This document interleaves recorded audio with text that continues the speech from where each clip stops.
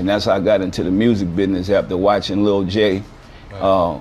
People don't know I went to Houston, University of Houston, played basketball over there. Wow. And I seen Lil J walk in there from Rap A Lot, yep. Jay Prince. I seen him walk in the club I was in with a mink coat on, fly.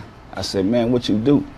Mink coat on in Houston. It's hot as hell out there. You know he getting money. It's for real. Exactly. So that was so Jay Prince was inspiration to you. Yeah. You know what? In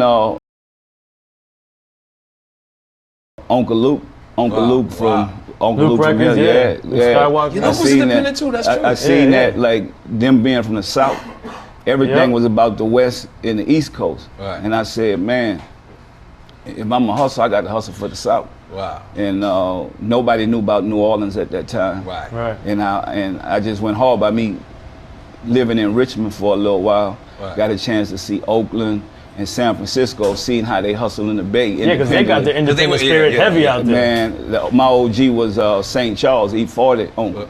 Wow. So he showed me the game. Wow. And when he showed me the game, I took it back to the South. Wow. And you know, my homies in Richmond, man, I love them, I respect them for opening doors. I mean, they was on the grind, man. You had guys like JT the Bigger Figure. Yeah. You had RBL Posse, had this guy named Herm Luke that really was out there, you know, with the E40s and the Too Shorts, and I had a record store. People don't know I was 19 years old with a record store. I didn't know it was yours. I always thought it was a family member of yours, but it was yours. You opened it yourself. So I was too young to have it. Right. My people don't know my parents was still in New Orleans, but you had to be 21 because you know you sold the naked movies and stuff in the record stores back then. So I opened the store. I always tell a guy, the distributor, I say, man, look, I'm picking up the music from my daddy, so he always give it to me, you know. So I made it happen from there to where I did that on my own, you know. And it was a family business. It took a couple people, you know. I had a good team. Wait, so how old are you when you opened in? 19. Woo. 19 when I opened a record store. Come on, make some noise for that, goddammit. So yeah, I had everybody coming through there from Tupac to, I mean, every artist from the Bay that came through that store. And that was in Richmond? That was in Richmond, California. So I seen it when I first came to Richmond. I seen a store called Jones and Harris, but they sold R&B and gospel. And I said, man, ain't got no hip hop in here. There's nowhere. I found a little spot, opened it up, and, you know, and went from there to where I like invest my money into it.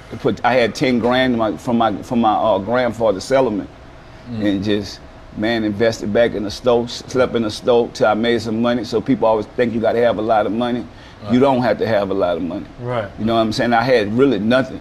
Like I went in there, did what I needed to do. A lot of vision. A lot of vision. Like I tell people, it's the power of words. Right. So you know, you speak negativity come. I said there's gonna be no limit to my success. I named myself Master P because I'm a master of what I do. You know what I'm saying? And I'm gonna give back to my community. One of my favorite entrepreneurs. I appreciate it. Like where you come from and how you orchestrated what you did. I believe we even had Baby on here, and he gave it up to how much, like he had to look at you first because you was the first one to do. How did you develop like that independent mind state? Well, you know, I grew up in the project with lived with my grandparents. So they had 12 kids in the house. Me and my brother made 14. So it was 16 people in a 3-bedroom project. And I'm like, whatever I do, I gotta make some money that we all could eat. Like I couldn't just have no regular job. Like I never had a bed till I went to college. People don't know, even though I come from the streets. Wow. I played basketball. Basketball got me to college. Came back home, hustled. After I got hurt, did what I had to do. And from there I said, I'd never be broke again or go back to that type of life. But I gotta get out and do something. I gotta hustle, I gotta grind. And when I got opportunity, I said, I don't wanna live like this no more on the streets. I gotta do something legit.